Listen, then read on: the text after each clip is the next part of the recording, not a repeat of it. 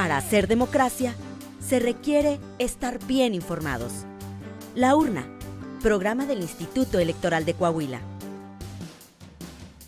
Los temas democrático-electorales al alcance de la ciudadanía.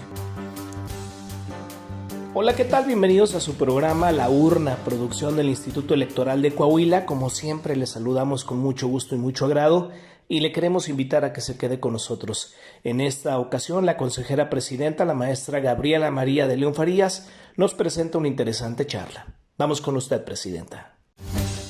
Protagonistas de la vida democrática de Coahuila y de México en comunicación directa con usted.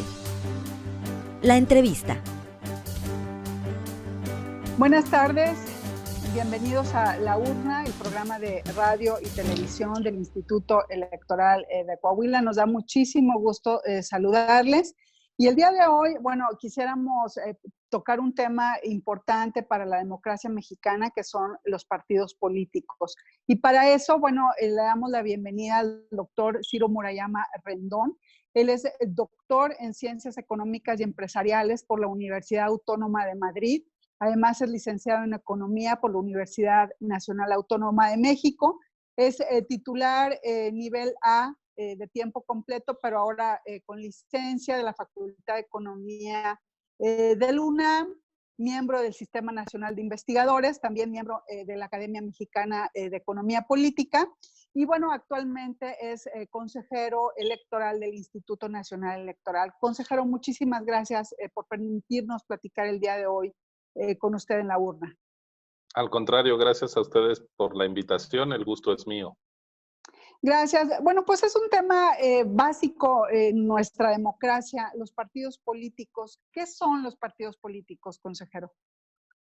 Bueno, creo que los partidos políticos suelen tener cierta mala fama y cuando el ciudadano escucha partidos, piensa en una connotación negativa. Sin embargo, pues hay que decir que los partidos son esas organizaciones totalmente necesarias para que funcione un país con derecho y con libertades. ¿Por qué? Porque los países que tienen Estado de Derecho y libertades o que están en la búsqueda de tener un gobierno de leyes y no de abusos, no de arbitrariedades, necesitan parlamentos, espacios de representación donde se construyan esas leyes. Imagínense que no tuviéramos ni leyes de tránsito, pues cómo nos manejaríamos, cada quien iría por cualquier avenida con su coche en la dirección que quisiera, no habría semáforos, no habría ningún orden posible y a diferencia del autoritarismo donde el poderoso manda y los demás obedecen, pues aquí hay que construir las reglas entre todos. Y para eso hay que delegar en representantes pues la voz, porque no podemos estar todos metidos todo el día en asambleas. Si lo podemos ver hasta en una reunión de vecinos, lo complicado que es ponerse de acuerdo para lo más elemental, imagínense para administrar una ciudad, un estado o un país. Entonces, de manera natural, las democracias hicieron nacer a los partidos porque son formas de organización de gente que tiene perspectivas, pensamientos similares sobre distintos temas. Hay a quien les preocupa más la igualdad, hay quien les preocupa más la libertad, hay quien pone énfasis, por ejemplo, en los derechos de la mujer, los derechos medioambientales, y alrededor de esos temas se organizan los partidos políticos. Así que pensar en una democracia sin es más bien pensar que no haya democracia, que haya alguien, la ley del más fuerte, quien imponga sus normas. Sin embargo, claro, los partidos tienen déficit y mala reputación con frecuencia por sus conductas inadecuadas o de algunos de sus políticos, pero los políticos pues no son marcianos ni gente que llegó de otro lugar. La verdad es que malas conductas se puede ver en cualquier persona, en cualquier ciudadano, aunque no sean políticos. Hay el comerciante que le vende a uno menos de 1 kilo de fruta en el mercado, hay quien estaciona su coche en lugar prohibido, etcétera, etcétera. Es decir, los abusos siempre están ahí y no son exclusivos de los políticos. Yo creo que hay un discurso que dice, los políticos son lo peor, los ciudadanos somos virtuosos. Lo estamos viendo estos días de la pandemia. Hay ciudadanos de a pie que insultan, agreden incluso físicamente a enfermeras y médicos. Bueno, pues los ciudadanos no son tan virtuosos y los políticos no todos son tan malos. Entonces, hay que pensar en una desatanización de la política y una desacralización del ciudadano. La verdad es que necesitamos de los políticos y de los partidos, claro, hay que exigirles para que la sociedad funcione. Gracias. Ahora, bueno, ya lo ha mencionado, los partidos políticos ejercen una función de representación de la ciudadanía, pero ¿esta es la única función que tienen en una democracia o hay algunas otras funciones? Bueno, los partidos son organizaciones que en primer lugar permiten eso, ejercer el derecho de la libre asociación, que la gente se reúna con quien desee y forme organizaciones, incluso nuevas organizaciones para disputar el poder, pues es algo legítimo que solo ocurre en democracia. Los peores gobiernos dictatoriales, autoritarios, son aquellos que prohíben la reunión libre de la gente, la organización. Entonces, en sí mismos los partidos pues ya son un ejercicio de libertad, ¿verdad? Los partidos sirven para procesar las agendas de la sociedad, es decir, hay tantos temas sobre los cuales hay tan distintos puntos de vista que los partidos pues ayudan eso a generar agendas de la discusión social, no solo los partidos, también las organizaciones de la sociedad civil.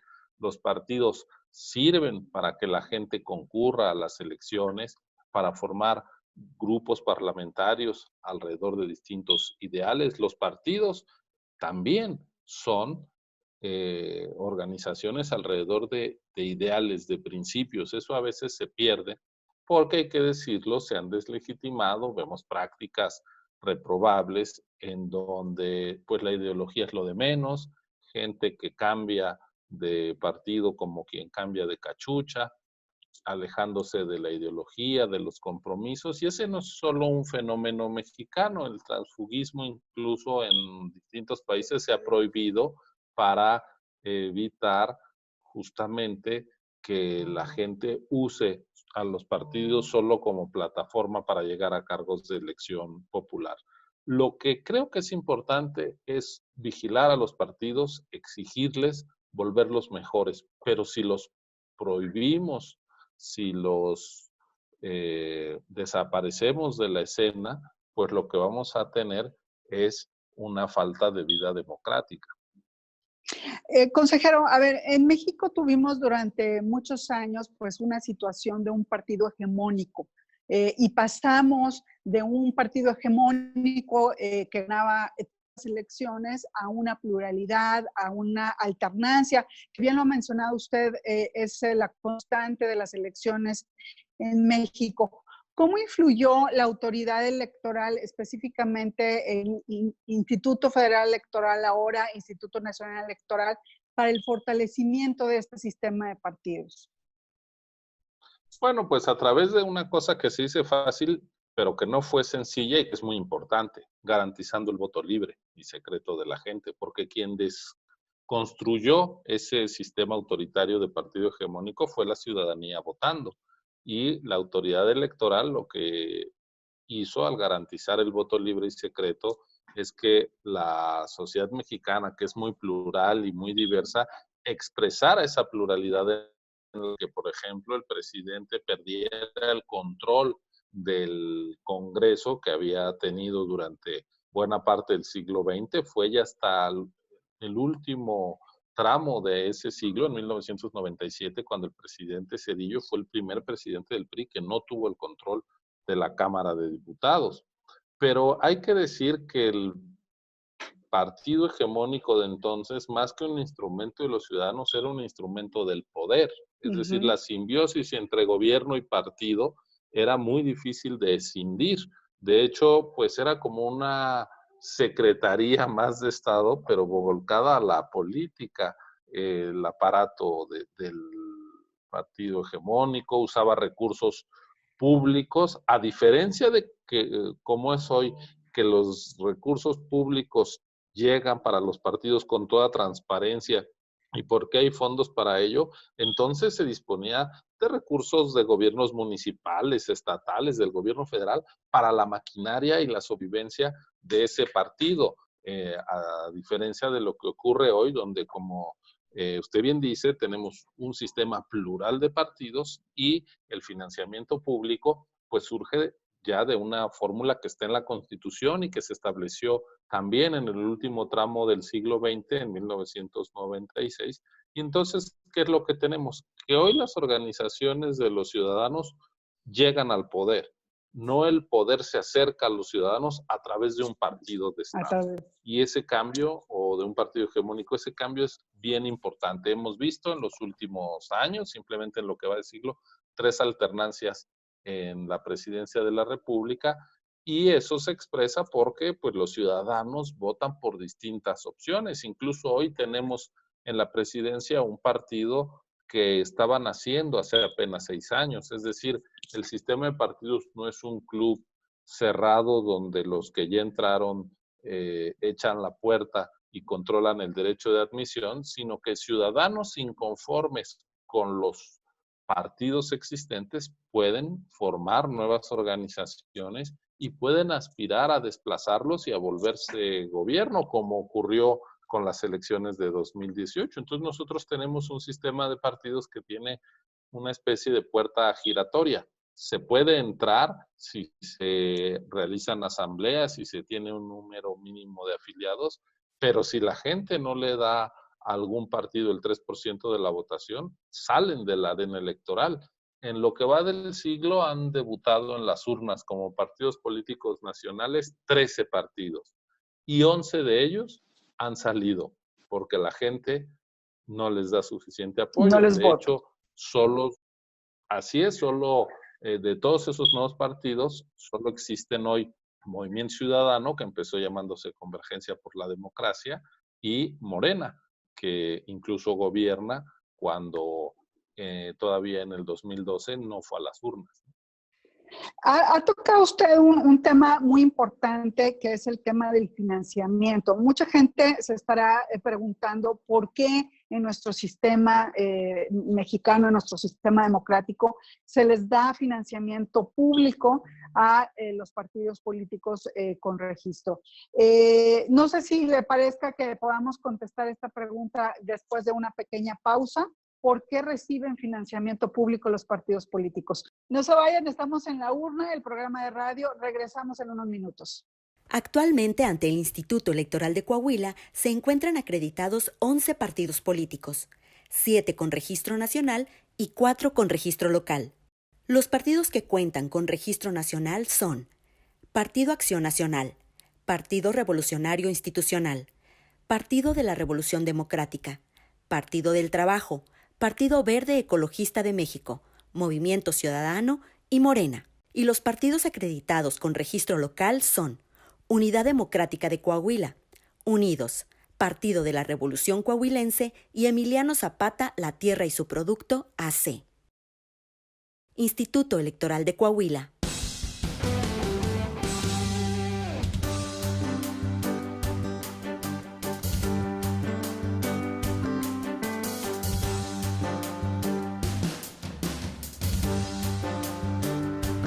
Bienvenidos de nueva cuenta a La Urna, el programa de radio y televisión del Instituto Electoral de Coahuila. Estamos platicando con el doctor Ciro Murayama Rendón acerca de partidos políticos. Y antes de irnos a la pausa, hacíamos esta pregunta: ¿por qué en nuestro sistema político los partidos reciben financiamiento público, doctor? Pues es una pregunta, creo, muy relevante, interesante, porque además suele generar controversia pública. El financiamiento público no es algo que necesariamente guste a la gente, y si uno oye el radio y la tele, con frecuencia encontrará quien dice, nuestros impuestos van a dar a los partidos. Y la respuesta es muy sencilla.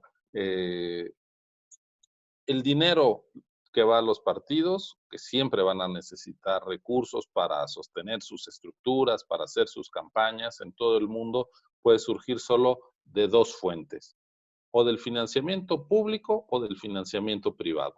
El financiamiento privado en una sociedad tan desigual como la de México implicaría que los grupos de poder económico podrían incidir en las agendas de los partidos y de hecho los partidos dependerían del dinero de los grupos de interés económico, los cuales podrían influir, como ha ocurrido en Estados Unidos. En Estados Unidos no hay financiamiento público como lo existe en México a los partidos, pero lo que tenemos son los grandes grupos de interés económico financiando campañas y ellos logran imponer la agenda privada, sus intereses económicos, sobre las agendas públicas. Pongo un ejemplo de lo que eso puede entrañar como riesgo.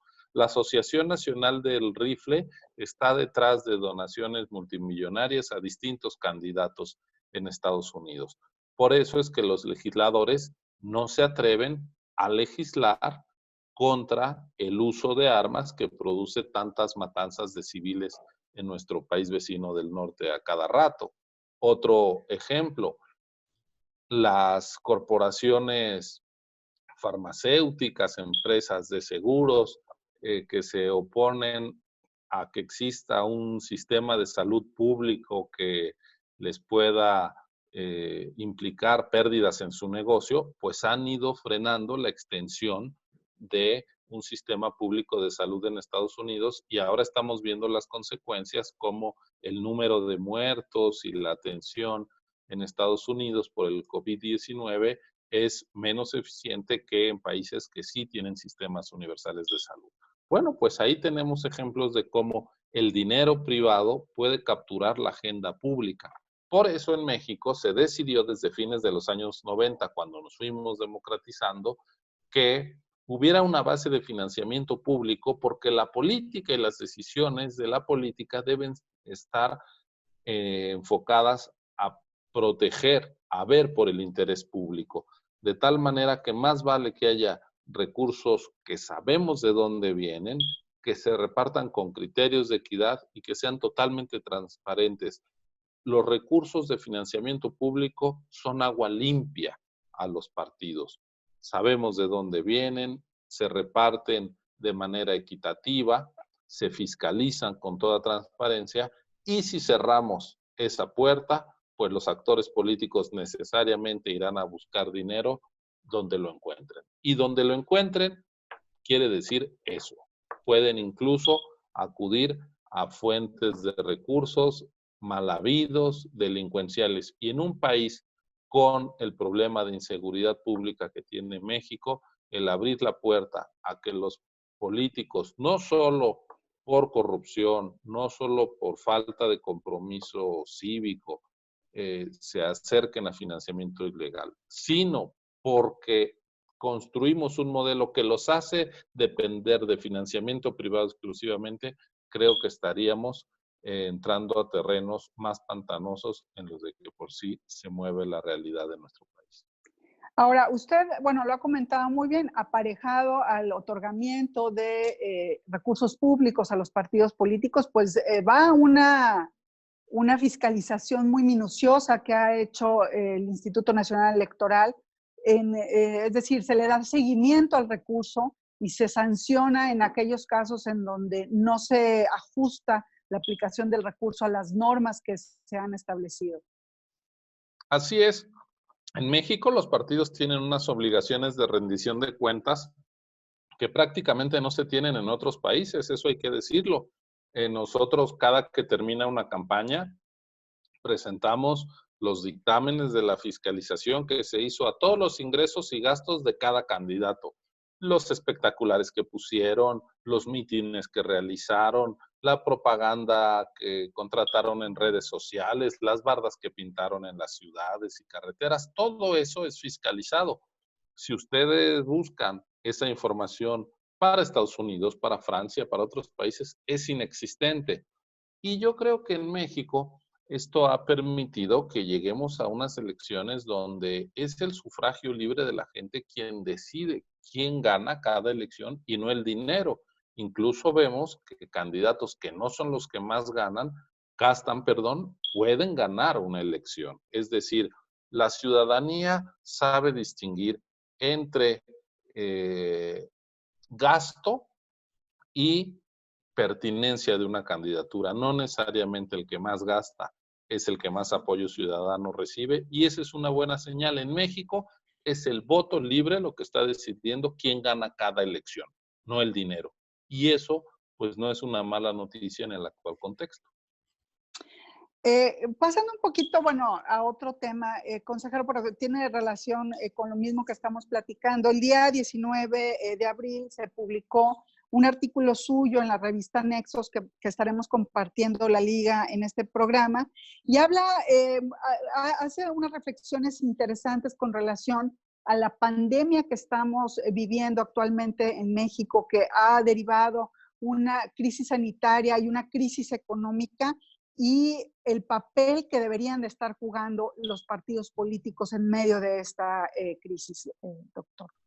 Pues sí, a propósito de esta conversación que tenemos, yo quiero llamar la atención, y lo hago en ese artículo, acerca de la responsabilidad que tienen los partidos políticos como organizaciones de ciudadanos para enfrentar esta emergencia tanto sanitaria como económica que está atravesando el mundo y nuestro país en particular, porque los partidos políticos no son, aunque a veces se lleguen a comportar como tales, meras marcas de colocación de candidatos o agencias de postulación de contendientes a las elecciones. Los partidos, en su ideal, deben de organizar la discusión de la sociedad, deben de contribuir a encontrar problemas, a encontrar soluciones a los problemas de la sociedad. Y pues yo, por ejemplo, digo que los partidos deberían estar sentados ahora mismo a nivel local, a nivel nacional, discutiendo cómo coordinan a sus representantes, a las autoridades electas que ellos postularon para enfrentar la pandemia. Los partidos, si bien solo uno gobierna el país, distintos partidos gobiernan las diferentes entidades, y ya no digamos los municipios, donde hay una mayor pluralidad. Lo mismo ocurre con los congresos, el Congreso de la Unión y los congresos locales, es decir, cómo se están articulando nuestros representantes y nuestros gobernantes para dar medidas adecuadas a la situación que estamos enfrentando. Dos instituciones imprescindibles de la democracia son los partidos y los congresos, el Parlamento. El Parlamento es donde se debería de estar dando la discusión más relevante acerca de cómo enfrentar la pandemia. Ahora mismo está sesionando el Parlamento Europeo y distintos parlamentos en la Unión Europea a través incluso no de sesiones presenciales, pero si nosotros estamos haciendo esta conversación con un par de teléfonos entre Coahuila y la Ciudad de México, pues un congreso debería de estar en posibilidad de estar sesionando y dando una discusión transparente. Hay muchas medidas que deben de tomarse en el ámbito legislativo, como modificar o posponer algunas obligaciones para que los empresarios, los trabajadores no pierdan su empleo, su materia de trabajo, para ampliar los recursos que deben canalizarse al sector salud, etcétera, etcétera. México está viviendo una emergencia sanitaria, sí, pero no estamos viviendo una ruptura del orden constitucional, es decir, no estamos en guerra, no hubo un golpe de Estado, venturosamente, estamos muy lejos de una situación tan dramática en términos políticos, y entonces debemos usar los instrumentos de la democracia para que la respuesta a la crisis sea una respuesta democrática. En el autoritarismo basta con que alguien mande y los demás obedezcan. En la democracia hay que deliberar, hay que razonar, hay que generar una discusión abierta, con datos verificables, para tomar las mejores decisiones. Yo creo que los partidos están un poco ocultos, un poco perdidos en estos días. Por ejemplo, nosotros en el INE tuvimos contacto con los partidos a propósito de la necesidad de posponer la jornada electoral en Coahuila y en Hidalgo, que son las dos entidades que tienen elecciones este año. Pero eso no quiere decir que los partidos tengan que guardarse en un baúl. Ellos tienen que seguir reflexionando, no desde una lógica electorera o electoral para llevarse ahora votos. No, es, a ver, mis presidentes municipales, ¿cómo se van a coordinar con los de otros partidos, con el Estado con otras entidades, para ir tomando decisiones que puedan mitigar el daño sanitario y económico que se está extendiendo sobre nuestra sociedad.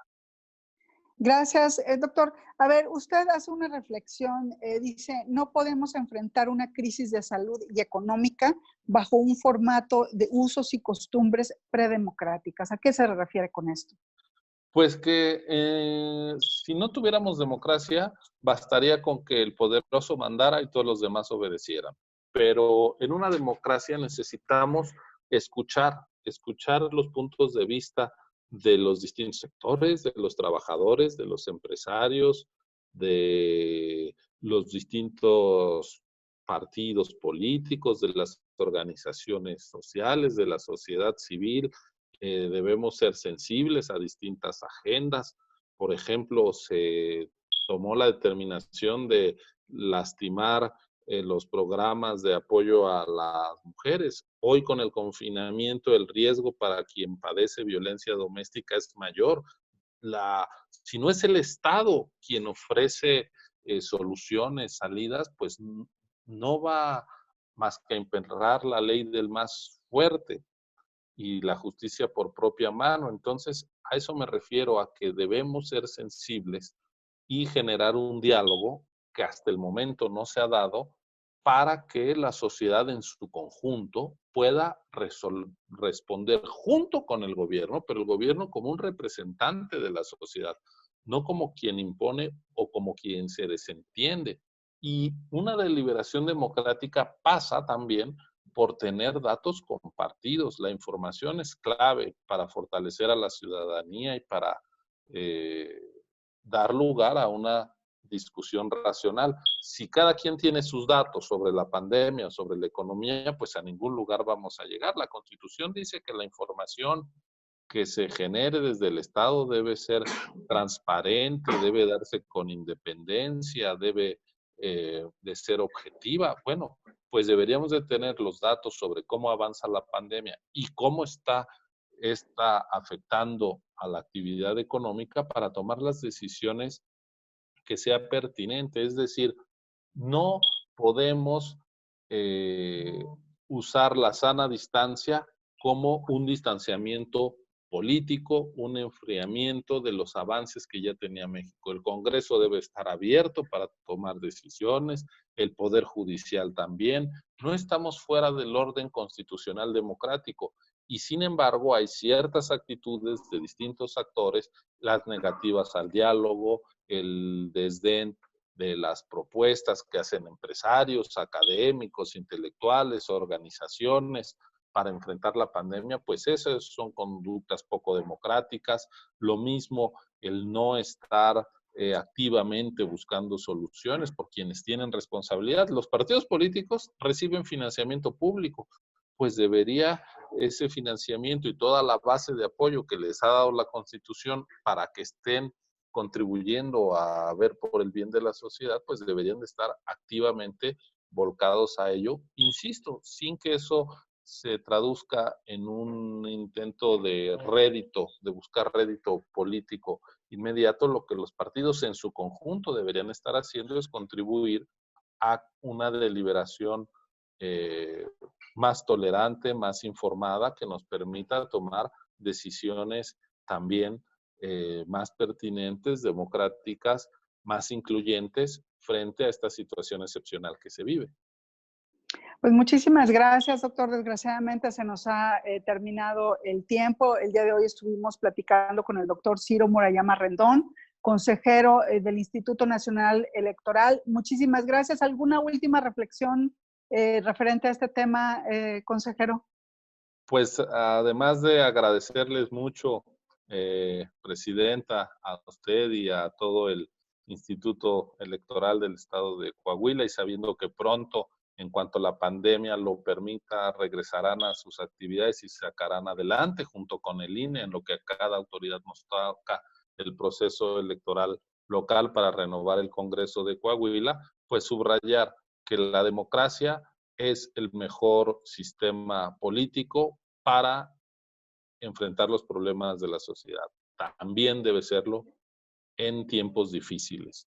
no debemos de renunciar a las libertades, al diálogo, a los contrapesos de poder, al poder limitado, porque eso es democracia, para enfrentar esta situación tan excepcional en la que nos encontramos. Muchas gracias de nuevo.